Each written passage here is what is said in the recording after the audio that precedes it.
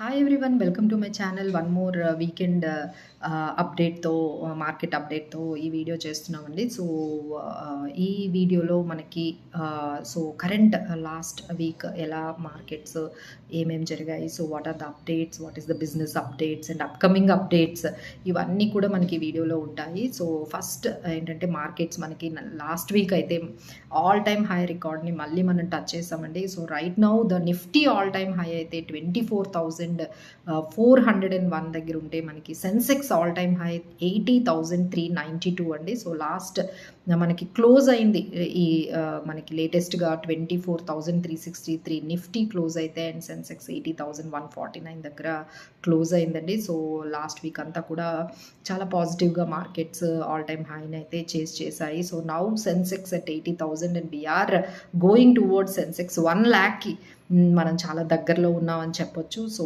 Now we are at 80,000 Sensex దగ్గర అయితే మనం రీచ్ అవ్వగలిగామండి. So right now the markets ఈ వీక్లో కూడా చాలా తక్కువ రేంజ్లోనే మార్కెట్స్ బిఫోర్ బడ్జెట్ అయితే మనకి ఎక్కువ డిఫరెన్స్ అయితే ఎక్కువ కనిపించదండి. చాలా లిమిటెడ్ రేంజ్లోనే మనకి మార్కెట్స్ అయితే ఉండబోతున్నాయి ఈ వీక్ కూడా. సో 24,000 నిఫ్టీ సపోర్ట్ లెవెల్ తీసుకుంటే 24,400, 24,500 దగ్గర మనకి రెసిస్టెన్స్ అయితే మనకి కనిపిస్తుంది. సో షార్ట్ టర్మ్ రేంజ్ తీసుకుంటే 24,200, 24,500 మధ్యలో మనం ఈ రేంజ్లోని మార్కెట్స్ని చూడొచ్చు. So these are all support levels and resistance levels for the Nifty.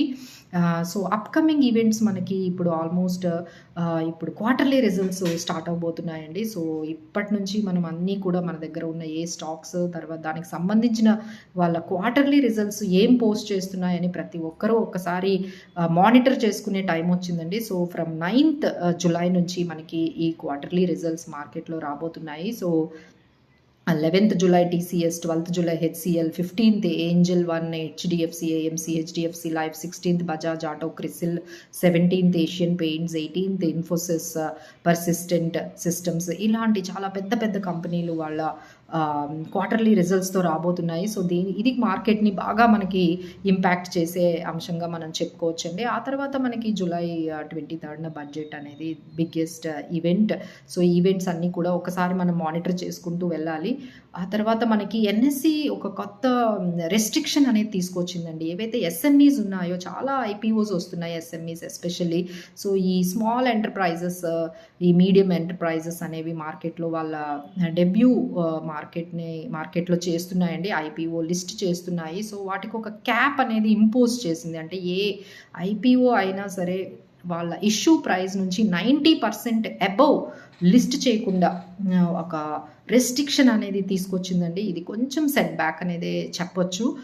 So ఇప్పుడైతే మనకి ఒకే రోజు ఆ ఓపెనింగ్ రోజు ఏదైతే ప్రీ ఓపెన్ కానీ లేకపోతే మార్కెట్ ఏదైతే లిస్టింగ్ అవుతుందో ఆ రోజు అయితే మాత్రం లిస్టింగ్ అయిన రోజు 90% కన్నా ఎక్కువ కాకుండా దానికి క్యాప్ అనేది ఇంపోజ్ అనేది చేశారు. అదొక్కటి మీరు ఒకసారి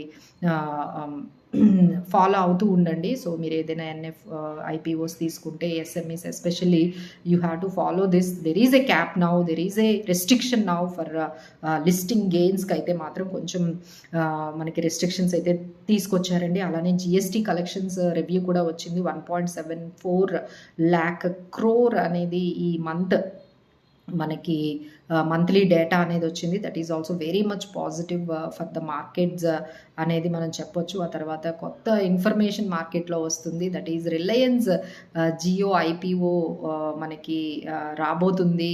మేబీ ఇన్ అట్లీస్ట్ నెక్స్ట్ ఇయర్లో అయినా రాబోతుంది. బిగ్గెస్ట్ ఎవర్ 55,000 crore అబోవ్తోనే అది మనకి ఐపీఓ రాబోతుంది. సో దానివల్ల మనకి రిలయన్స్ షేర్స్ మీరు చూసినట్లే ఉన్నారు, అది ఆల్మోస్ట్ హై దగ్గర ట్రేడ్ అవుతుందండి. ఎందుకంటే వాళ్ళ టారిఫ్స్ కూడా 5G టారిఫ్స్ ఇవన్నీ కూడా చాలా వరకు ఇంక్రీజ్ చేశారు. సో దానివల్ల ఒక పాజిటివ్ అనేది మనకి ఈ టెలికామ్ కంపెనీస్కి అండ్ యాజ్ వెల్ యాజ్ రిలయన్స్కి ఎస్పెషల్లీ మంచి పాజిటివ్ న్యూస్గా చెప్పొచ్చండి. So and one more thing ఏంటంటే F&Oలో చాలా రెస్ట్రిక్షన్స్ వచ్చాయండి. సో దాని గురించి మనం కొత్త ఎపిసోడే మనం చేస్తున్నాము. So there are many and now there is a end for zero brokerage అనే కాన్సెప్ట్కి ఎండ్ పడబోతుంది అని మనకి CEO ఆఫ్ జీరోదా నిఖిత్ కామత్ చెప్తున్నారు. So we will see these many changes for the next week.